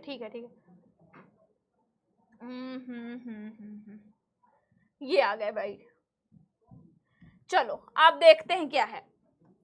हम प्रिज्म पर गिरने वाली किरण को आपतन कोण को बढ़ाते जाएं। अगर हम जितना भी इसको आपतन कोण को बढ़ाते जाएं बेटा जी, आपतन कोण को जितना ऐसे ऐसे बढ़ाते जाएं, आपतन कोण को क्या करें बेटा जी, बढ़ाते जाएं, तो विचलन कोण जो हमारा डेल्टा का मान है, जो हमारा क्या है बेटा जी, डेल्टा का मान है, घटता जाएगा। जितना हम इसको बढ़ाएंगे तो ये मान भी हमारा कितना जाएगा, घटता जाएगा। क्या जाएगा, घटता जाएगा। तथा एक विशेष आपतन कोण के लिए विचलन कोण न्यूनतम होता जाता है, उतना ही कम होता जाता है। आपतन कोण और बढ़ाने पर विचलन कोण फिर बढ़ने लगता है। जैसे फिर आपतन कोण बढ़ाओगे विचलन कोण बढ़ने लगेगा। इस प्रकार एक और केवल एक ही विशेष आपतन कोण के लिए विचलन कोण न्यूनतम होता है। हमारे एक विचलन कोण और आपतन कोण का मान बराबर होता है, न्यूनतम होता है, कम होता है, मतलब बराबर नहीं। इस न्यूनतम विचलन कोण को अल्पतम विचलन कोण, एंगल ऑफ मिनिमम डिविएशन कहते हैं। ये था ना हमारा, इसको क्या बोलते हैं बेटा जी, इसको क्या बोलते हैं, क्या बोलते हैं, इस न्यूनतम विचलन कोण जितना कम करते गए तो जितना जो हमारा न्यूनतम विचलन कोण है ना, इसको अल्पतम विचलन कोण भी कहते हैं, एंगल ऑफ मिनिमम डिविएशन कहते हैं। ठीक है। अब क्या है, यदि किसी प्रिज्म का कोण ए तथा किसी रंग की विकिरण के लिए अल्पतम विचलन कोण डेल्टा एम हो तो क्या होता है, फॉर्मूला पदार्थ का अपवर्तनांक क्या हो जाता है, ये ध्यान से समझना, ये ध्यान से समझना बेटा जी। अपवर्तनांक एन बराबर क्या हो जाएगा आपका, साइन आपका होता है ये दोनों में, तो साइन आपको याद रखना पड़ेगा। और क्या हो जाएगा, ए हमारा जो कि प्रिज्म कोण है, और डेल्टा एम अपॉन 2 हो जाता है। क्या हो जाता है बेटा जी, डेल्टा एम अपॉन 2 हो जाता है, और साइन प्रिज्म कोण का आधा, ये हमारा फॉर्मूला हो जाता है इसमें। ठीक है। अपवर्तन कोण या किसी पदार्थ का क्या अपवर्तनांक फिर हमारा ये हो जाएगा। ठीक है, इतना समझ में आया। ये आपको पता है, ये निर्गत कोण, ये सारी चीजें आपने पढ़ रखी है। हाँ, तो अब आगे बढ़ते हैं। क्या है बेटा, अब क्या है, प्रिज्म द्वारा श्वेत प्रकाश का विक्षेपण। जब भी कोई प्रिज्म में से बेटा जी अगर हम व्हाइट किरण श्वेत किरण को मतलब भेजते हैं, तो वो अपवर्तन के बाद क्या होता है बेटा जी, 7 कलर में बट के निकलता है, 7 कलरों में बट के निकलता है बेटा जी। 7 कलर कौन कौन से होते हैं आपके, विबग्योर। सबसे पहले कभी भी आप देखोगे रेनबो में भी, अभी समझना रेनबो कैसे बन जाता है वो भी समझाऊंगी। सबसे पहले हमारा क्या हो जाएगा, violet, indigo, blue, green, yellow, orange, red, इन कलरों में बट जाता है कभी भी हमारा अगर श्वेत किरण इसमें से निकाल लो। अभी मैं कुछ दिन पहले ही हाल ही में गई थी वाटर पार्क। हम लोग सोचते हैं कि जब धूप है और बारिश हो रही है तभी हमारा रेनबो निकलता है ना। अब वहाँ पे क्या हुआ, जब मैं गई वाटर पार्क में ना, तो मुझे वहाँ पे मैंने इतना ध्यान नहीं दिया था। मैं बाद में वीडियो में देखे, घर में आई तो वीडियो में देख रही थी, हुआ क्या कि वहाँ पे मैं देख रही हूँ कि जहाँ फव्वारे वगैरह होते हैं ना, जहाँ से पानी वानी निकलता रहता है, डांसिंग वांसिंग चलती है, तो धूप में दिन तो आजकल चटक चल ही रही है, तो जब मैंने देखा ना भाई, छोटी छोटी बूंदों में से, छोटी छोटी बूंदों, मतलब कंटिन्यू वहाँ पे रेनबो बना हुआ था, क्योंकि भैया पानी में से उसका अपवर्तन बार बार हो रहा था और वो वहां से 7 कलर्स बार बार बना दे रहा था। अभी आप समझना कैसे ये हो रहा होता है अपवर्तन, मतलब आपको पता है तभी बारिश की जब बूंदे होती है, बारिश में धूप निकल जाए और प्रकाश का अपवर्तन हो जाता है, उससे हमारा रेनबो बन जाता है। ठीक है, तो यही 7 कलर्स उसमें हमको दिखाई देते हैं। तो ये जो प्रकाश का विक्षेपण होता है बेटा जी, वो क्या है, जब श्वेत प्रकाश का एक कांच के प्रिज्म से गुजारा जाता है। भैया कांच का प्रिज्म ही नहीं, जैसे देखो हमने बोला ना, कोई भी पारदर्शी जैसे कि पानी, कांच है ना, वाटर, इनमें से निकाला जाए, इन सभी में से, तो ये हमारे पारदर्शी माध्यम ही तो होते हैं, इसी वजह से वो ऐसे कलर्स दे देते हैं। तो यहाँ पे भी है कि जब भी प्रिज्म से गुजारा जाएगा तो वह 7 रंगों में विभाजित हो जाता है, बैगनी, नीला, आसमानी, हरा, पीला, नारंगी और लाल। इस प्रक्रिया को ही क्या कहते हैं, प्रकीर्णन कहते हैं। यह इस कारण होता है बेटा जी क्योंकि प्रिज्म के माध्यम से गुजरते समय प्रकाश के विभिन्न विभिन्न रंगों की वेग अलग अलग हो जाती है, चाल क्या हो जाती है, अलग अलग हो जाती है, अलग अलग माध्यम से, water air, water air, air water, कांच ग्लास, अलग अलग माध्यम होती है, अलग अलग चाल हो जाती है प्रकाश की, इस वजह से जिससे क्या करते हुए अलग अलग कोणों पर मुड़ने लगते हैं। और बैंगनी रंग का सबसे अधिक विचलित होता है और लाल सबसे कम। कहने का मतलब ये है हमारा जो बैंगनी कलर है सबसे ज्यादा मुड़ता है बेटा जी, सबसे ज्यादा मुड़ता है, जबकि लाल रंग हमारे सबसे कम कोण पे मुड़ता है। सबसे कम विचलन किसका है बेटा जी? सबसे कम विचलन किसका है? लाल रंग का। सबसे कम विचलित कौन होता है? लाल रंग, जबकि सबसे ज्यादा बैंगनी रंग। ये ध्यान रखना आप, ठीक। चलो अब बैंगनी रंग का ये मतलब कभी पूछ ले किस लाइन पे, आप बताना। सबसे कम बैंगनी रंग मुड़ता है, फिर इंडिगो, फिर मतलब ब्लू, फिर एकदम स्काई ब्लू, फिर ग्रीन, ऐसे धीरे धीरे बढ़ते चलना, ठीक है। ये चीज आप बता लेना। अब बात आ गई क्या विक्षेपण का कारण क्या होता है, क्या कारण है विक्षेपण का। तो प्रिज्म का विक्षेपण का कारण क्या है? किसी भी पारदर्शी पदार्थ जैसे कांच हो गया, अपवर्तनांक प्रकाश के रंग पे डिपेंड करता है, जिस पे उसका जैसा कलर रंग होगा उस पे डिपेंड करेगा।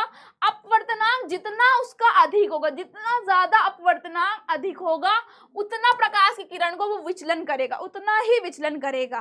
क्या? जिसका जितना अपवर्तनांक ज्यादा उतना ही उसको विचलन उतना अधिक करेगा। फॉर एग्जाम्पल, जैसे कांच का अपवर्तनांक लाल रंग का न्यूनतम है और बैंगनी रंग के लिए अधिकतम है।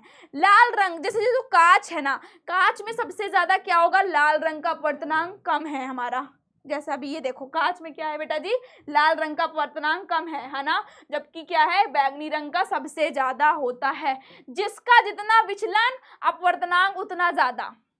सबसे कम किसका था विचलन? किसका जो सबसे कम विचलित हो रहा था? बैंगनीकरण, लेकिन अपवर्तनांक उसको सबसे ज्यादा। ये याद रखना, ठीक है, ठीक है, ओके। अब अपवर्तनांक जैसे ये देखो, लाल रंग का क्या होगा, कैसे कैसे ये अपवर्तनांक लिखा है। लाल रंग का अपवर्तनांक 7800 एंगस्ट्रॉन से 6400 एंगस्ट्रॉन होता है। नारंगी कलर का 6400 से 6000 होता है। देखो देखो देखो, चलते चलो। पीला का 6000 से 5700 होता है। ये वाला देखो ऐसे 57 से 5000 होता है। हमारे हरा का, आसमानी का 5000 से 4600 होता है।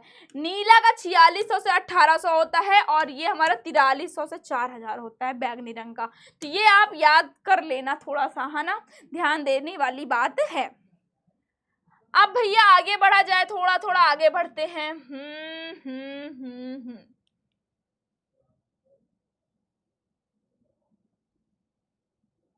कहाँ गया भैया? घूम जा रहा है। हाँ, अब क्या है, अगर आपसे कोई पूछे कभी प्रिज्म द्वारा सफेद रंग का पुनर्समायोजन पता है आपको? अगर हम दो प्रिज्म रख दे, जैसे इधर से एक प्रिज्म से व्हाइट कलर भेजेंगे, व्हाइट कलर का भेजेंगे किरण, और वो 7 कलर्स में डिवाइड हो जा रहा है। अगर फिर से वो प्रिज्म एक रख दिया जाए, फिर वो 7 कलर प्रिज्म में गए ना, तो फिर वो व्हाइट कलर से ही निकलते हैं। कैसे? ये देखो, समझो कैसे बोला गया। जैसे कि हम कोई भी श्वेत प्रकाश को बेटा जी भेजते हैं ना, क्या करते हैं? श्वेत कलर को भेजते हैं, श्वेत रंग को भेज रहे हैं ना बेटा, श्वेत रंग को भेज रहे हैं, तो वो अपवर्तन के बाद क्या हो रहा है? इसमें तो अभी ब्लू और रेड दिखाया गया है, क्योंकि भैया ब्लू रेड ही समझ लो। लेकिन मान लो 7 रंग में बट गया ना, फिर उसके बाद क्या होगा बेटा जी? 7 रंग, फिर हम अगर दोबारा प्रिज्म बोलते हैं ना, यहाँ 7 रंग में बटा, ये देखो इधर समझो, देखो देखो, हमने यहाँ किया 7 रंग में ये बढ़ जाते हैं, 7 रंग में बढ़ जाते हैं, आपको पता है। अगर इनमें भेजें तो फिर ये 7 रंग के बाद एक जगह मिलके फिर बाद में वो एक श्वेत प्रकाश में ही निकलता है, केवल एक ही प्रकाश में निकलते हैं। मतलब 7 में गए, फिर उनका इसमें हुआ अपवर्तन, और बाद में फिर से वो क्या निकलते हैं? श्वेत प्रकाश में। जैसे गए वैसे ही निकल के आते हैं। तो लिखा क्या है? प्रिज्म द्वारा प्रकाश का पुनर्संयोजन की प्रक्रिया यह दर्शाती है कि सफेद प्रकाश विभिन्न रंगों से मिलकर बना होता है, जिसमें आपको पता चल चुका विबग्योर 7 कलर्स में वो होता है। जब एक प्रिज्म से सफेद प्रकाश को गुजारा जाता है तो वह 7 रंगों में विभाजित हो जाता है।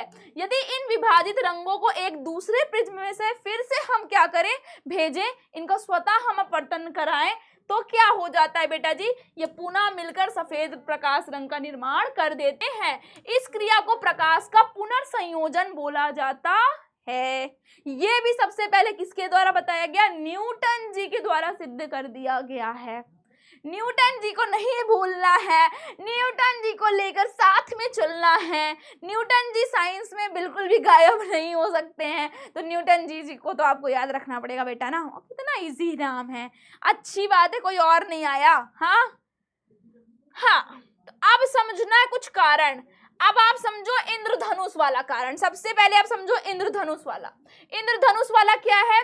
इंद्रधनुष कब बनता है बेटा जी? जब बारिश होती है और धूप निकली होती है। अभी पहले बताया मैंने। तो होता क्या है, बारिश के बाद कुछ बूंदें वायुमंडल में हमारे रह जाती है, और वायुमंडल जब वो कांच, जो वो बूंदें रहती हैं, वो पारदर्शी का माध्यम, एक कांच के प्रतीक माध्यम का मतलब वैसा वर्क करने लगता है। क्या करता है, ये बूंदें प्रिज्म की तरह काम करने लगती हैं भाई, वो भी पारदर्शी ही तो है।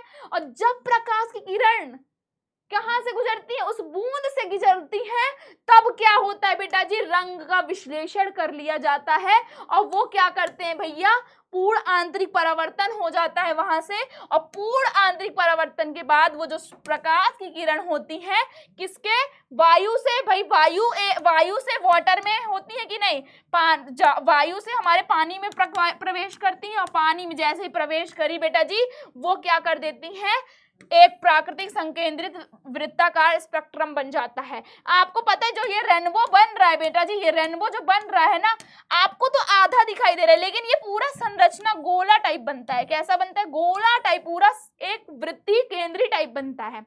और ये जो लिखा है प्राकृतिक संकेंद्रित वृत्ताकार स्पेक्ट्रम, संकेंद्रित वृत्ताकार स्पेक्ट्रम उसे बोलते हैं। देखो इन सभी का एक सेंटर यही तो है, यही तो एक केंद्र होगा। जब अगर एक गोला बन रहा है, सातों का सातों एक केंद्र यही तो होगा, तो उसी को बोला जाता है संकेंद्रित वृत्ताकार स्पेक्ट्रम।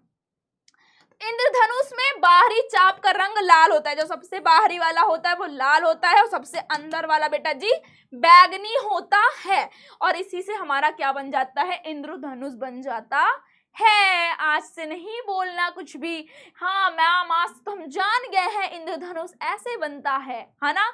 आज से तो नहीं हो गया ना कि अब कोई छोटा भाई बहन, बेटा हम बताते हैं आपको, इंद्रधनुष ऐसे बन जाता है ना। अब तो आप बता सकते हो कि नहीं, बताओ जरा। देखो अब जैसे एक बूंद है, ये पानी की बूंद है हमारी, वर्षा की एक ये बूंद है, सूर्य का प्रकाश आता है बेटा जी, फिर ये गया यहां से इसका पूर्ण आंतरिक परावर्तन होगा, ये वापस आएगा, पूर्ण आंतरिक परावर्तन के बाद ये ऐसे निकलते हैं, 7 कलर्स में हमारे बढ़ते हैं। ठीक है, चलो अब नेक्स्ट कारण देखते हैं। नेक्स्ट क्या है, वायुमंडल में अपवर्तन कैसे होता है। वायुमंडलीय अपवर्तन क्या है, वायुमंडलीय अपवर्तन क्या है, प्रकाश किरणों के अपवर्तन की घटना तभी होती है जब प्रकाश अलग अलग प्रकाशीय घनत्व वाले एक माध्यम से दूसरे माध्यम में जाता है। अब हमारे वायुमंडल में अलग अलग घनत्व, अलग अलग एयर्स पाई जाती हैं, है ना, तो अलग अलग घनत्व भी होगा उनका। वायुमंडल में सभी जगह पे हवा होती है, आपको पता है, और सभी में घनत्व अलग होगा, लेकिन वायुमंडल में पूरी हवा का तापमान एक जैसा नहीं होता, कोई गर्म कोई ज्यादा तेज फास्ट, है ना। वायुमंडल की कुछ परतें ठंडी होती हैं, कुछ गर्म होती हैं। और क्या होता है, ठंडी परत प्रकाश किरणों के लिए सघन माध्यम की तरह व्यवहार करती है, जबकि गर्म परत विरल माध्यम की तरह व्यवहार करती हैं। अर्थात वायुमंडल में अलग अलग घनत्व वाली हवा की परतें होती हैं, और जब प्रकाश की किरणें अलग अलग माध्यम से, मतलब अलग अलग उनका क्या होगा, अलग अलग माध्यम से प्रकाश के कारण प्रवेश करेंगी, तो उनका अपवर्तन होगा। और अपवर्तन होगा तो आपको पता है किस कारण हमारा वायुमंडल में अपवर्तन होगा, क्योंकि अलग अलग लेयर्स पाई जाती हैं हवा की, और जहाँ पे सबका अलग अलग घनत्व पाया जाता है, इस वजह से हमारा प्रकाश का वहां अपवर्तन होता है, और इसी घटना को बोला जाता है वायुमंडलीय अपवर्तन कहा जाता है। क्लियर है बेटा, इतना क्लियर है आपको? ठीक है, अब आगे बढ़ते हैं भैया। अब क्या है, तारों का टिमटिमाना। तारों का टिमटिमाना क्या है, तारों का टिमटिमाना समझते हैं। तारों का टिमटिमाना, आप लोग सोचते होंगे ना, हम लोग सोते हैं रात में, तारे क्यों टिमटिमा रहे, अरे यार ये कैसे चमक रहे होते हैं। बचपन से आज तक सुनते आए हो यार, कभी कभी दिमाग में तारे टूट कैसे रहे, चमक कैसे रहे, अरे वाह देखने में तो सुंदर लग रहे हैं, आज जानो कैसे चमकते हैं, ये किन कारणों से। तो आपको ये पता है कि तारों की रोशनी का वायुमंडलीय अपवर्तनांक के कारण तारे टिमटिमाते हुए हमें दिखाई देते हैं। हैं। जैसा अभी जस्ट मैंने बताया कि हमारे वायुमंडली में अलग अलग परतें पाई जाती हैं और अलग अलग परतें पाई जा रही हैं हवा की, तो अलग अलग घनत्व वहां पे होता है और अलग अलग घनत्व है, अलग अलग माध्यम है, तो जिससे अपवर्तनांक हमारा अपवर्तन प्रकाश का बराबर बना रहता है, बार बार अपवर्तन होता रहता है। और ये याद रख लेना पॉइंट बेटा जी, जो चीज हमसे जितनी दूर है, अब ये तारे आपके इतने पास में नहीं, हमारे ये तारे हमसे बहुत मिलियंस दूरी पे हैं, और जो सामान जितनी दूरी पे होगा, अब इतनी दूरी है, सोचो बहुत ज्यादा दूरी हमारे, है ना, तो वहां से आते हुए इतनी लेयर्स पाई जा रही हैं कि इनका इतना अपवर्तनांक होता है, इतना अपवर्तन हो जाता है, इतना ज्यादा कि ये हमको टिमटिमाते हुए दिखाई देते हैं। तो जैसे अभी इसके बाद आ जाएगा कि हमको ग्रह क्यों नहीं चमकते हुए दिखाई देते, हमारे चंद्रमा क्यों नहीं दिखाई देता, क्योंकि वो हमसे इसके अकॉर्डिंग पास में है, बड़ा है, और जो चीज जितना छोटा और जितनी दूर पे है बेटा जी, उसका उतना ही अपवर्तन होगा। तो ये यहाँ पे लिखा है कि तारों की रोशनी वायुमंडलीय अपवर्तन के कारण तारे टिमटिमाते हुए दिखाई देते हैं। जब तारों से आने वाली जो रोशनी है पृथ्वी के वायुमंडल में प्रवेश करती है, तो यह अलग अलग ऊंचाइयों पर हवा के अलग अलग ऑप्टिकल घनत्व के कारण अपवर्तित होती रहती हैं बराबर, और इसीलिए पृथ्वी के वायुमंडल में प्रवेश करने के बाद तारों की रोशनी पृथ्वी की सतह तक पहुंचने पे अपवर्तित ही होती रहती हैं बराबर। तो उसी कारण क्या होता है, वायुमंडलीय अपवर्तन के कारण हमारी आंखों तक पहुंचने वाली तारों की रोशनी बढ़ती रहती है और घटती रहती है, और तारे हमें टिमटिमाते हुए दिखाई देते हैं। क्लियर है बेटा जी? जिसका एक पॉइंट याद रख लेना, जितना जो जितनी दूर होगा, अब वहां तक में उतनी लेयर्स बदल जाएंगी, घनत्व बदल जाएगा, उतना ही उनका अपवर्तनांक होगा, अपवर्तन होता रहेगा, और जितना अपवर्तन होगा वो उतना ही हमको चमकीले दिखाई देंगे। ठीक है, चलो अब आगे देखते हैं। आगे क्या है बेटा जी?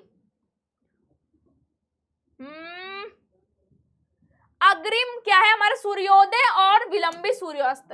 कभी कभी क्या होता है, सूर्यास्त हमको क्या होगा, थोड़ा मतलब पहले ही हमको दिखाई दे देता है, जबकि वो डूब चुका होता है, और बाद में क्यों दिखाई देता है, इसका कारण समझो। क्या होता है बेटा जी, जब सूर्य क्षितिज से थोड़ा नीचे होता है, तो उसकी घनत्व वाली जो हवा से अधिक घनत्व वाली हवा में आने वाली सूर्य की रोशनी के नीचे की ओर अपवर्तित होती है। देखो समझो इस बात को, क्या लिखा है कि जब हमारा सूर्योदय कभी कभी हुआ नहीं रहता, बट हमको लगता है कि हो चुका है, दिखाई देता रहता है, और कभी कभी हो मतलब वो क्या बोलते हैं, विलंबित होने के बाद, सूर्यास्त होने के बाद भी वो हमको दिखाई देता है, ये कारण पूछा जा रहा है। तो होता क्या है, जब वो क्षितिज से थोड़ा नीचे होता है, तो जो वहां वाली हवा का घनत्व है और जो बाहर वाली हवा का घनत्व है, वहां से आने वाली जो सूर्य की प्रकाश होती है बेटा, वो रोशनी नीचे की ओर अपवर्तित होती रहती है। इसी वायुमंडलीय अपवर्तन के कारण सूर्य हमें क्षितिज से ऊपर उठा हुआ दिखाई देता है, और जबकि वास्तव में वह हमारे क्या होता है, क्षितिज से थोड़ा नीचे ही होता है। ठीक है, जैसे यहाँ हम खड़े हैं, हम पृथ्वी से देख रहे होते हैं उसको, होता क्या है बेटा जी, होता क्या है, हमको रियल में ये क्या है, नीचे यहाँ की हवा या क्षितिज में हमारा यहाँ पे है और सूर्य नीचे है, हमको वो नीचे ही रियल में होता है, बट हमको दिखाई देता है बेटा जी, इधर दिखाई देता है कि उठा हुआ इधर है। ठीक है, और क्या, इसलिए सूर्योदय को वास्तविक सूर्योदय से लगभग 2 मिनट पहले ही हम लोग देख लेते हैं, देखा जा सकता है। इसी तरह सेम चीज हमारे वायुमंडलीय अपवर्तन के कारण सूर्य के क्षितिज से नीचे डूबने के बाद भी हमको वो क्या करता है, लगभग 2 मिनट तक दिखाई देता रहता है। फिर बात करते हैं आगे। प्रकाश का प्रकीर्णन।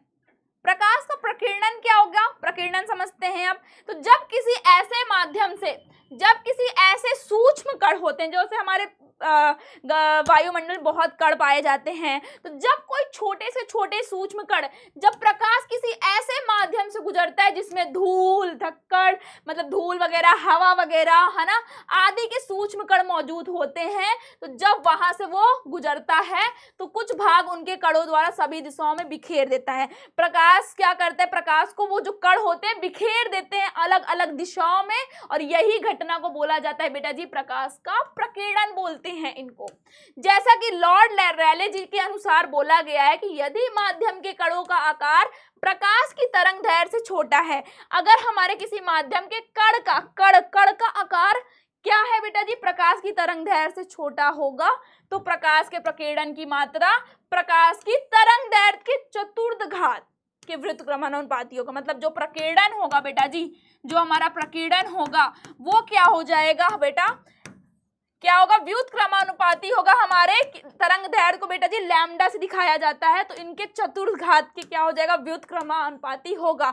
अगर तरंग दैर्घ्य चौर है तो प्रकीर्णन अकेला होगा, ऐसा बोला गया है यहाँ पे। ठीक है, ये चीजें आपको क्लियर समझ में आ रही है कि नहीं आ रही भैया? तो मुस्कुराते रहा करो, ये नहीं कि मैम बस मैम हो गया, बस मैम क्योंकि कंटिन्यू बना रही हैं, आपको बता रही हैं, समझा रही हैं, पढ़ा रही हैं, ये सारी चीजें आपको बस एक आ जाएगा कभी कभी कारण बताए तो मेन कारण लिख देना, अपवर्तन का कारण है, बस और कुछ नहीं लिखना है। जितना रीजन बता रही हूँ अपवर्तन का कारण बस है। ठीक है, आप बताओ टिंडल प्रभाव क्या है? टिंडल प्रभाव क्या है बेटा जी, ये समझते हैं। तो जब कोई विषमांगी मिश्रण होता है जो बिना घुला वाला है ना, तो उसमें से या तो कोलाइडली विलयन से होकर, जब कभी भी हमारा प्रकाश क्या करता है, कोई विषमांगी मिश्रण या कोलाइड विलयन से होकर गुजारा जाता है, तो वह प्रकाश के मार्ग में उपस्थित कणों द्वारा बिखर जाता है। तो जब बीच में प्रकाश के कण आ जाए, कोई कण आते हैं ना, उनके द्वारा वो बिखर जाते हैं। कौन भैया? हमारे प्रकाश। और क्या करते हैं, प्रकाश के बिखरने की ही इस घटना को टिंडल प्रभाव कहते हैं। सिंपल सा है बस। तो अब क्या है, हमारे पृथ्वी के वायुमंडल में छोटे छोटे कण बहुत से होते हैं और वो एक विषम मिश्रण होते हैं, जिसमें धुआं आ गया, पानी आ गया, छोटी बूंदें आ गई पानी की, और क्या आ गया, निलंबित धूल के कण आ गए, और हवा के अणु भी शामिल होते हैं। ये सारे हमारे क्या होते हैं बेटा, एक विषम मिश्रण होते हैं। जब प्रकाश की किरण ऐसे महीन कणों से गुजरते हैं या टकराते हैं तो किरण का मार्ग में दिखाई देने लगता है। क्या होता है, किरण का मार्ग हमें दिखाई देने लगता है और विसरित प्रकाश इन कणों से परिवर्तित होकर हम तक पहुंचता है ना भाई, परिवर्तित होगा और फिर हमारे तक पहुंचेगा, तभी हमें वो चीजें दिखाई देती हैं। और कोलाइड कणों द्वारा प्रकाश के बिखराव की इस घटना को ही टिंडल प्रभाव पैदा करती हैं। बिखरे हुए प्रकाश का रंग बिखरने वाले कणों के आकार पर निर्भर करता है। जो हमारा ये बिखरा हुआ प्रकाश का रंग होता है सारा किस पे डिपेंड करता है, बिखरने वाले कण पे डिपेंड करेगा बेटा जी, जो कण होगा जिससे टकराया था वो। और बहुत छोटे कण मुख्य रूप से नीले प्रकाश को बिखारते हैं। जो बहुत ज्यादा छोटे कण होते हैं वो किसको सबसे ज्यादा बिखारते हैं, नीले रंग को बिखारते हैं। और बड़े कण लंबी तरंग दैर्घ्य को बिखारते हैं। जो हमारे मतलब बड़े कण होते हैं वो किसको, लंबी तरंग दैर्घ्य को बिखार देते हैं। तो ये हमारा कहलाता है पूरा टिंडल प्रभाव। अब आपको कभी कभी क्वेश्चन आ जाता है कि जो हमारा स्वच्छ आकाश का रंग नीला ही क्यों दिखाई देता है, ये क्या है भैया? इसका भी सिंपल कारण है, केवल तो केवल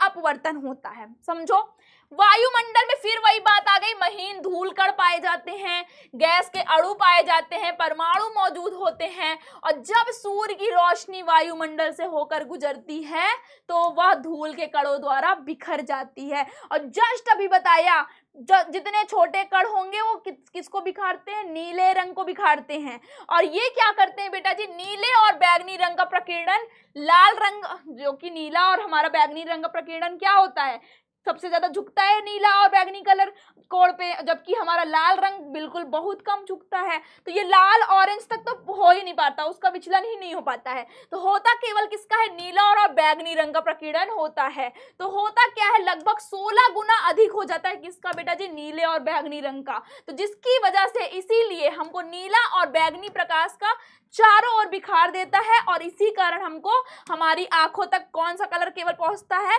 बैगनी कलर, नीला कलर दिखाई देता है। इसी कारण हमको आकाश नीला दिखाई देता है। सिंपल सा कारण यही है और कुछ नहीं है।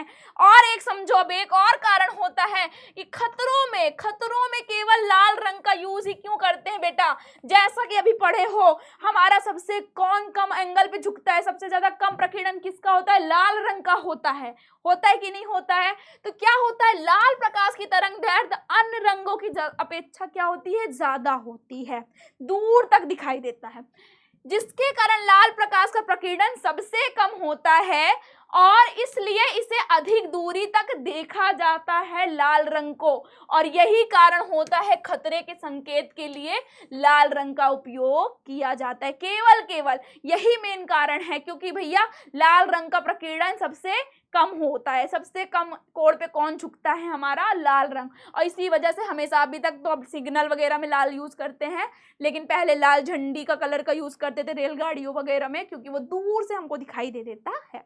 तो आई होप कि ये चैप्टर आपको पूरा समझ में आया होगा। हमने आज इस लेक्चर में आपको वन शॉट में एकदम जीरो से हीरो बनाने का सब पूरा लिया था, और आप बन चुके होगे। आपसे पूछ लिया जाए आसमान नीला क्यों दिखाई दे रहा है, खतरों में लाल रंग ही यूज क्यों होता है, हमें जो इंद्रधनुष कैसे बन जाता है, ये सारे चीजों का कारण आप अब बता लोगे, है ना। तो मजा आई, समझ में आया, सब कुछ क्लियर है। तो भैया ऐसे ही आप पढ़ाई किया करो, मन लगा के किया करो, ध्यान नहीं भटकाया करो ना इधर ना उधर। देखो आज आपने नजर नहीं हटाई, दुर्घटना कोई नहीं घटी, सारा एक एक टॉपिक क्लियर हो गया होगा आपको। तो जो भी आपको देखो, जो भी ना समझ में आया वो भी कमेंट करके बताएं, और बहुत अच्छी वीडियो लगी हो, सब कुछ समझ में आया तो भी कमेंट करके बताएं। तो कैसा लगा करिश्मा मैम का पढ़ाने का अंदाज, तो वो भी बताइएगा। तो बेटा मिलते हैं ऐसे ही प्यारे प्यारे वीडियोस लेकर आपसे, ठीक है। तो तब तक आप ध्यान रखिएगा, शुक्रिया, बाय बाय बच्चों।